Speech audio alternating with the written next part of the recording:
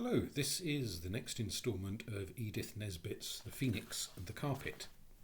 We're now up to Chapter 9, The Burglar's Bride. The morning after the adventure of the Persian cats, the muskrats, the common cow and the uncommon burglar, all the children slept till it was 10 o'clock. And then it was only Cyril who woke, but he attended to the others so that by 10:30 everyone was ready to help get breakfast. It was shivery cold and there was but little in the house that was really worth eating. Robert had arranged a thoughtful little surprise for the absent servants. He had made a neat and delightful booby trap over the kitchen door, and as soon as they heard the front door click open and knew the servants had come back, all four children hid in the cupboard under the stairs and listened with delight to the entrance, the tumble, the splash, the scuffle, and the remarks of the servants. They heard the cook say it was a judgment on them for leaving the place to itself. She seemed to think that a booby trap was a kind of plant that was quite likely to grow all by itself in a dwelling that was left shut up. But the housemaid, more acute, judged that someone must have been in the house, a view confirmed by the sight of the breakfast things on the nursery table. The cupboard under the stairs was very tight and paraffiny. However, a silent struggle for a place on top ended in the door bursting open and discharging Jane, who rolled like a football to the feet of the servants. "Now," said Cyril firmly, when the cook's hysterics had become quieter and the housemaid had time to say what she thought of them, "don't you begin jawing us. We aren't going to stand it. We know too much. You'll please make an extra special treacle rolly for dinner, and we'll have a tinned tongue." "I dare say," said the housemaid, indignant, still in her outdoor things and with her hat very much on one side. "Don't you come a-threatening me, Master Cyril, because I won't stand it. So I tell you, you tell your ma about us being out. Much I care, she'll be sorry for me when she hears about my dear grand aunt by marriage, as brought me up from a child and was a mother to me. She sent for me, she did, and she wasn't expected to last the night, from the spasms going to her legs, and cook was that kind and careful she couldn't let me go alone, so—" "Don't," said Anthea in real distress. "You know where liars go to, Eliza, at least if you don't." "Liars, indeed," said Eliza. "I won't demean myself talking to you." "How's Mrs. Wigson?" said Robert. "And did you keep it up last night?" The mouth of the housemaid fell open. "Did you doss with Maria or Emily?" asked Cyril. "How did Mrs. Prosser enjoy herself?" asked Jane. "Forbear," said Cyril. "They've had enough. Whether we tell or not depends on your later life," he went on, addressing the servants. "If you are decent to us, we'll be decent to you. You'd better make that treacle rolly, and if I were you, Eliza, I'd do a little housework and cleaning just for a change." The servants gave in once and for all. "There's nothing like firmness," Cyril went on, when the breakfast things were cleared away and the children were alone in the nursery. "People are always talking of difficulties with servants. It's quite simple when you know the way. We can do what we like now and they won't peach. I think we've broken their proud spirit. Let's go somewhere by carpet." "I wouldn't if I were you," said the phoenix, yawning, as it swooped down from its roosts on the curtain pole. "I have given you 1 or 2 hints, but now concealment is at an end, and I see I must speak out." It perched on the back of a chair and swayed to and fro like a parrot on a swing. "What's the matter now?" said Anthea. She was not quite so gentle as usual because she was still wary from the excitement of last night's cats. "I'm tired of things happening. I shan't go anywhere on the carpet. I'm going to darn my stockings." "Darn?" said the phoenix. "Darn? From those young lips these strange expressions." "Mend, then," said Anthea, "with the needle and wool." The phoenix opened and shut its wings thoughtfully. "Your stockings," it said, "are much less important than they now appear to you. But the carpet, look at the bare worn patches, look at the great rent at yonder corner. The carpet has been your faithful friend, your willing servant. How have you requited its devoted service?" "Dear Phoenix," Anthea urged, "don't talk in that horrid lecturing tone. You make me feel as if I've done something wrong. And really, it is a wishing carpet, and we haven't done anything else to it, only wishes." "Only wishes," repeated the phoenix, ruffling its neck feathers angrily. "And what sort of wishes? Wishing people to be in a good temper, for instance? What carpet did you ever hear of that had such a wish asked of it? But this noble fabric on which you trample so recklessly—" Everyone removed its boots from the carpet and stood on the linoleum. "This carpet never flinched. It did what you asked, but the wear and tear must have been awful. And then last night, I don't blame you about the cats and the rats, for those were its own choice. But what carpet could stand a heavy cow hanging on to it at one corner?" "I should think the cats and rats were worse," said Robert. "Look at all their claws." "Yes," said the bird. 11,940 of them. I dare say you noticed. I should be surprised if these had not left their mark." "Good gracious," said Jane, sitting down suddenly on the floor and patting the edge of the carpet softly. "Do you mean it's wearing out?" "Its life with you has not been a luxurious one," said the phoenix.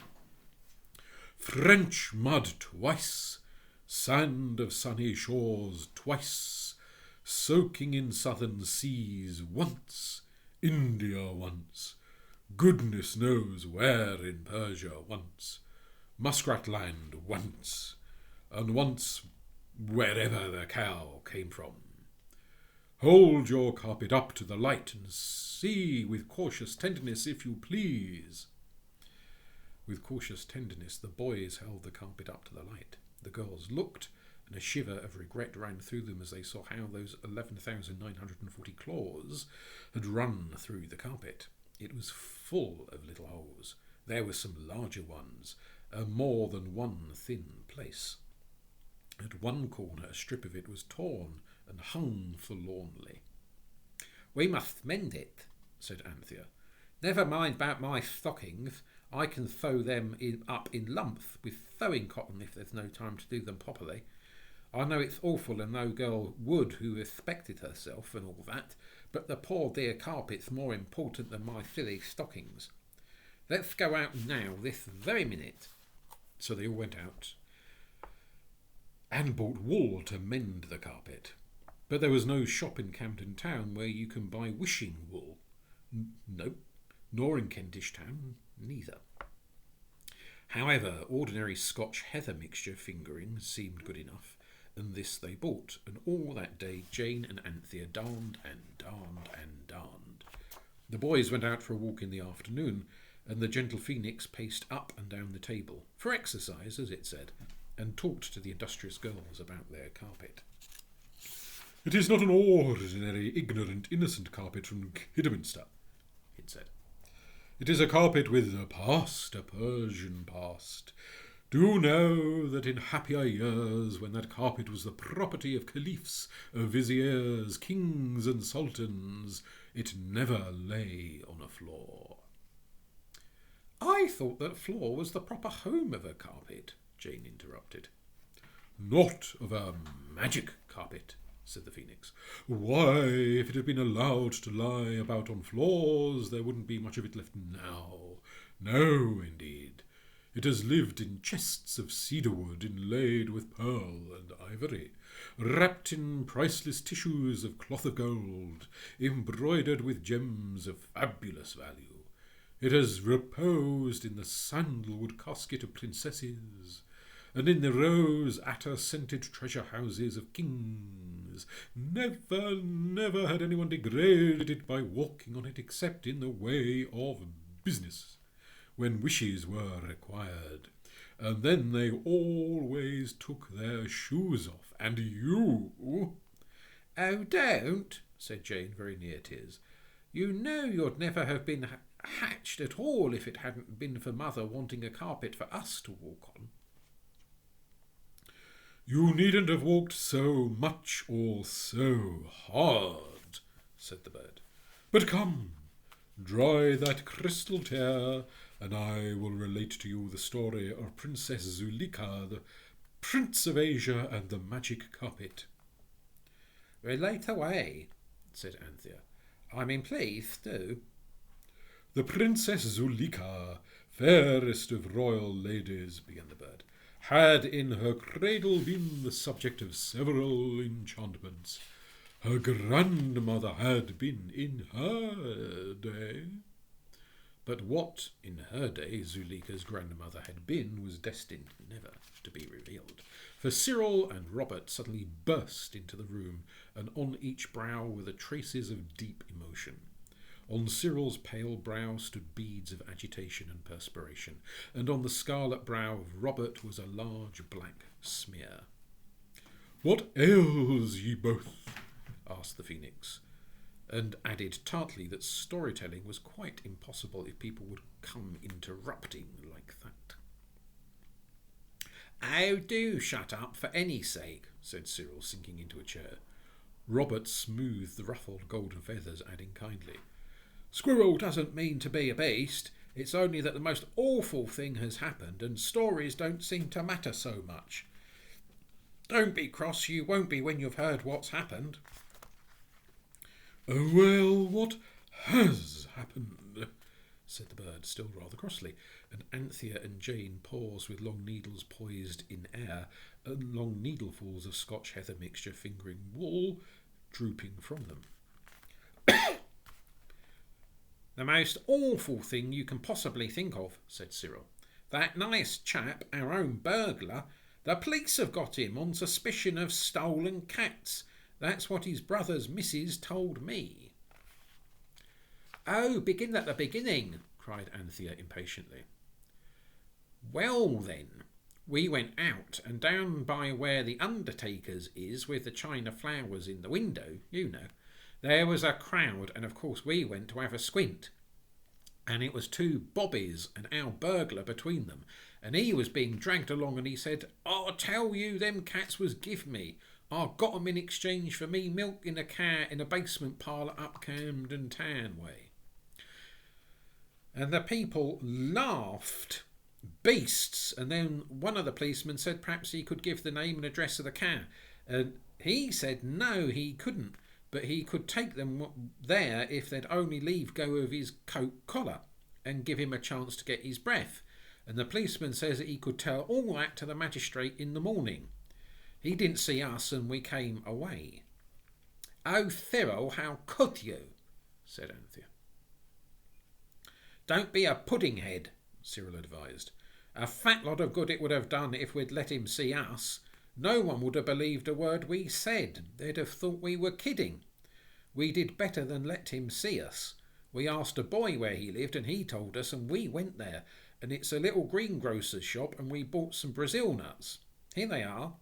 The girls waved away the Brazil nuts with loathing and contempt. "Well, we had to buy something, and while we were making up our minds what to buy, we heard his brother's missus talking. She said when he came home with all their meowlers, she thought there was more in it than met the eye. But he would go out this morning with the two likeliest of them, one under each arm. She said he sent her out to buy blue ribbon to put round their beastly necks, and she said if he got 3 months hard, it was her dying word that he'd got the blue ribbon to thank for it. That and his own silly thieving ways, taking cats that anybody would know he couldn't have come by in the way of business, instead of things that wouldn't have been missed, which Lord knows there are plenty such, and—" "Oh, stop it," cried Jane. And indeed it was time, for Cyril seemed like a clock that had been wound up and could not help going on. "Where is he now?" "At the police station," said Robert, for Cyril was out of breath. "The boy told us they'd put him in the cells and would bring him up before the beak in the morning. I thought it was a jolly lark last night getting him to take the cats, but now—" "The end of a lark," said the Phoenix, "is the beak." "Let's go to him," cried both the girls, jumping up. "Let's go and tell the truth. They must believe us." "They can't," said Cyril. "Just think, if anyone came to you with such a tale, you couldn't believe it, however much you tried. We should only mix things up worse for him." "There must be something we could do," said Jane, sniffing very much. "My own dear pet burglar. I can't bear it. And he was so nice, the way he talked about his father and how he was going to be so extra honest. Dear Phoenix, you must be able to help us. You're so good and kind and pretty and clever. Do tell us what to do." The Phoenix rubbed its beak thoughtfully with its claw. "You might rescue him," it said, "and conceal him here till the law supporters had forgotten about him." "That will be ages and ages," said Cyril. "And we couldn't conceal him here. Father might come home at any moment, and if he found the burglar here, he wouldn't believe the true truth any more than the police would. That's the worst of the truth. Nobody ever believes it. Couldn't we take him somewhere else?" Jane clapped her hands. "The sunny southern shore," she cried, "where the cook is being queen. He and she would be company for each other." And really the idea did not seem bad, if only he would consent to go. So, all talking at once, the children arranged to wait till evening and then to seek the dear burglar in his lonely cell. Meantime, Jane and Anthea darned away as hard as they could to make the carpet as strong as possible. For all felt how terrible it would be if the precious burglar, while being carried to the sunny southern shore, were to tumble through a hole in the carpet and be lost for ever in the sunny southern sea. The servants were tired after Mrs. Wigson's party, so everyone went to bed early, and when the Phoenix reported that both servants were snoring in a heartfelt and candid manner, the children got up. They had never undressed, just putting their nightgowns on over their things had been enough to deceive Eliza when she came to turn out the gas, so they were ready for anything, and they stood on the carpet and said, "I wish we were in our burglar's lonely cell," and instantly they were. I think everyone had expected the cell to be the deepest dungeon below the castle moat. I am sure no one had doubted that the burglar, chained by heavy fetters to a ring in the damp stone wall, would be tossing uneasily on a bed of straw with a pitcher of water and a mouldering crust untasted beside him. Robert, remembering the underground passage and the treasure, had brought a candle and matches, but these were not needed. The cell was a little whitewashed room, about 12 feet long and 6 feet wide. On one side of it was a sort of shelf sloping a little towards the wall. On this were 2 rugs, striped blue and yellow, and a waterproof pillow. Rolled in the rugs and with his head on the pillow lay the burglar fast asleep. He had had his tea, though this the children did not know. It had come from the coffee shop round the corner in very thick crockery. The scene was plainly revealed by the light of a gas lamp in the passage outside, which shone into the cell through a pane of thick glass over the door. "I shall gag him," said Cyril, "and Robert will hold him down. Anthea and Jane and the Phoenix can whisper soft nothings to him while he gradually awakes." This plan did not have the success it deserved, because the burglar, curiously enough, was much stronger, even in his sleep, than Robert and Cyril, and at the first touch of their hands he leaped up and shouted out something very loud indeed. Instantly steps were heard outside. Anthea threw her arms round the burglar and whispered, "It's us, the ones that gave you the cats. We've come to save you, only don't let on we're here. Can't we hide somewhere?" Heavy boots sounded on the flagged passage outside, and a firm voice shouted, "Here, you! Stop that row, will ya?" "All right, governor," replied the burglar, still with Anthea's arms round him. I was only a-talking in me sleep, no offence. It was an awful moment. Would the boots and the voice come in? Yes, no. The voice said, Well, stow it, will ya? And the boots went heavily away, along the passage and up some sounding stone stairs. Now then, whispered Anthea. How the blue Moses did you get in? Asked the burglar in a hoarse whisper of amazement. On the carpet, said Jane truly. Stow that, said the burglar. One on you I could have swallowed, but four, and the yellow fowl. Look here, said Cyril sternly. You wouldn't have believed anyone if they'd told you beforehand about your finding a cow and all those cats in our nursery. That I wouldn't, said the burglar with whispered further. So help me Bob, I wouldn't. Well then, Cyril went on, ignoring this appeal to his brother, just try to believe what we tell you and act accordingly. It can't do you any harm, you know, he went on in hoarse-whispered earnestness. You can't be very much worse off than you are now, you know, but if you'll just trust us, we'll get you out of this right enough. No one saw us come in. The question is, where would you like to go? I'd like to go to Boolong, was the instant reply of the burglar. I've always wanted to go on that there trip, but I've never had the ready at the right time of year.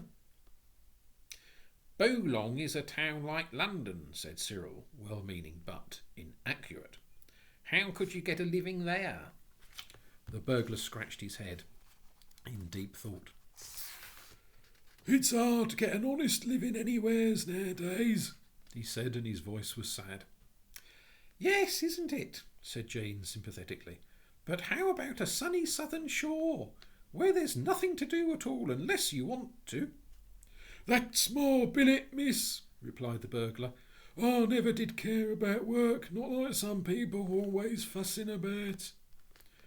Did you never like any thought of work? Asked Anthea severely. Lor, lummy, yes, he answered. Gardening was my hobby, so it was. But my father died afore he could bind me a nurseryman and...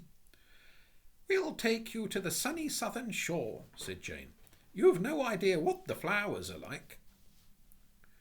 I'll cook there, said Anthea. She's queen. Oh, chuck it, the burglar whispered, clutching at his head with both hands. I know the first minute I seed them cats and that cow as it was a judgment on me. I don't know now whether I'm a-standing on my hat or my boots, so help me I don't. If you can get me out, get me, and if you can't, get along with you for goodness sake and give me a chance to think about what will be most likely to go down with a beat in the morning. Come on this carpet then, said Anthea gently shoving. The others quietly pulled, and the moment the feet of the burglar were planted on the carpet, Anthea wished, I wish we were all on the sunny southern shore where the cook is. And instantly they were. There were the rainbow sands, the tropic glories of leaf and flower, and there, of course, was the cook, crowned with white flowers, and with all the wrinkles of crossness and tiredness and hard work wiped out of her face. Why, cook, you're quite pretty, Anthea said, as soon as she had got her breath after the tumble rush whirl of the carpet. The burglar stood rubbing his eyes in the brilliant tropic sunlight and gazing wildly round him on the vivid hues of the tropic land. Penny plain and tuppence coloured, he exclaimed pensively, and well worth any tuppence however hard earned. The cook was seated on a grassy mound with a court of copper-coloured savages round her. The burglar pointed a grimy finger at these. Are they tame? He asked anxiously. Do they bite or scratch or do anything to you with poison arrows or oyster shells or that? Don't you be so timid, said the cook. Look here, this here's only a dream what you've come into, and as it's only a dream there's no nonsense about what a young lady like me ought to say or not. So I'll say you're the best looking feller I've seen this many a day. And the dream goes on and on, seemingly as long as you behaves. The thing's What you has to eat and drink tastes as good as real ones. And Look here, said the burglar. I've come here straight out of the police station. These here kids'll tell you that it ain't no blame of mine. well, you were a burglar, you know, said the truthful Anthea gently. Only because I was druv to it by dishonest blokes, as well you know, miss, rejoined the criminal. Blowed if this ain't the hottest January I've known for years. Wouldn't you like a bath?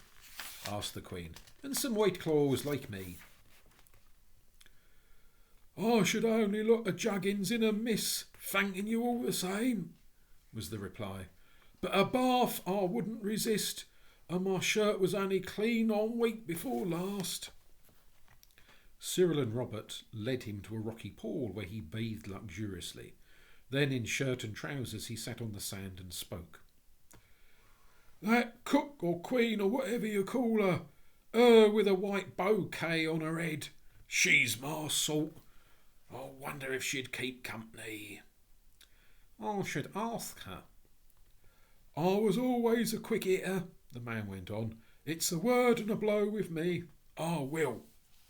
In shirt and trousers, and crowned with a scented flowery wreath, which Cyril hastily wove as they returned to the court of the Queen, the burglar stood before the cook and spoke. Look here, missus, he said. You and me being all forlorn like, both on us, in this here dream or whatever you calls it. I like to tell you straight as I likes your looks. The cook smiled and looked down bashfully. I'm a single man, what you might call a bachelor door. I'm mild in my habits, which these kids'll tell you the same, and I'd like to have the pleasure of walking out with you next Sunday. Lor, said the Queen cook. How sudden you are, mister. Walking out means you're going to be married. Walking out means you're going to be married, said Anthea. Why not get married and have done with it? I would. I don't mind if I do, said the burglar, but the cook said, No, miss, not me, not even in a dream. I don't think anything agin the young chap's looks, but I always swore I'd be married in church, if at all.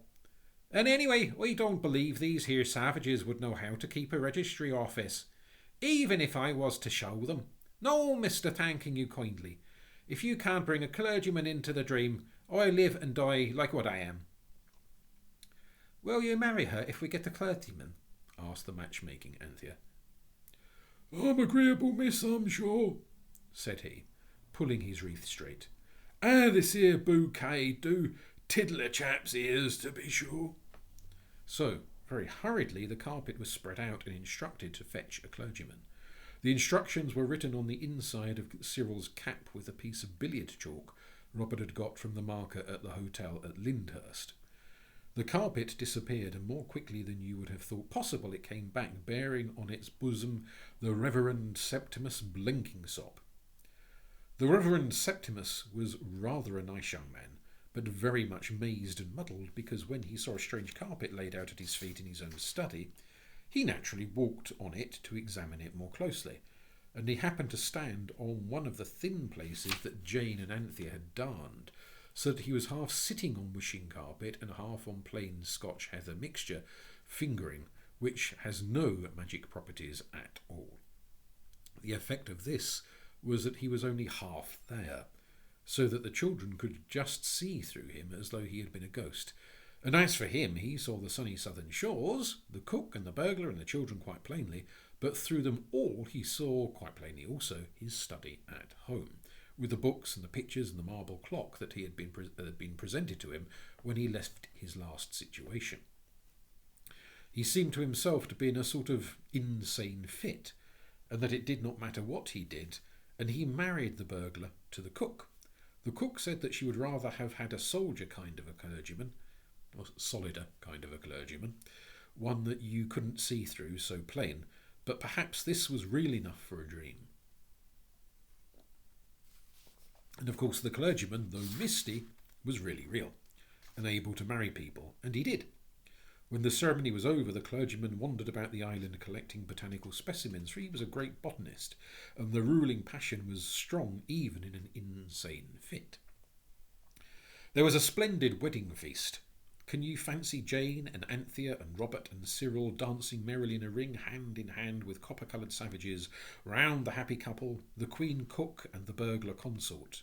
There were more flowers gathered and thrown than you have ever even dreamed. And before the children took carpet for home, the now married and settled burglar made a speech. "Ladies and gentlemen," he said, "and savages of both kinds, only I know you can't understand what I'm a-saying of, but we'll let that pass. If this is a dream, I'm on. If it ain't, I'm honer than ever.